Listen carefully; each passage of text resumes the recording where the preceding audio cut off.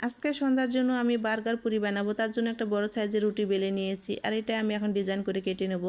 তার জন্য আমি এই যে দেখেন ডিজাইন করে কিন্তু কেটে নিয়েছি। মাঝখানের 2 অংশ বড় রেখে দেবো, আবার সাইডের 2 অংশ কিন্তু আমি লম্বা লম্বা চিকন করে কেটে নেব।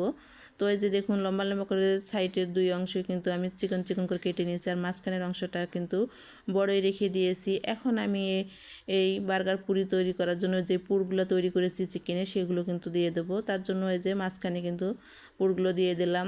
দেওয়ার পরে আমি কিন্তু এখন ভাঁজ দিয়ে নেবো, আর পুরগুলো কিন্তু আমার দেওয়া হয়ে গেছে। এখন আমি যে মাঝখানের বড় অংশগুলো রেখেছি সেগুলো আগে ভাঁজ দিয়ে নেব।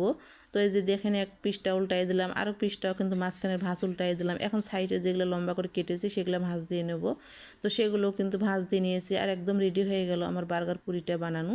এখন আমি তেলে ভাজতে দিয়ে দিলাম। দেওয়ার পরে কিন্তু একদম আঁচটা কিন্তু লোয়ে রাখতে হবে, তারপরে কিন্তু গোল্ডেন করে ভেজে নিতে হবে। তাও আমার এই যে একদম কালার চলে আসছে, আর ভাজাও হয়ে গিয়েছে।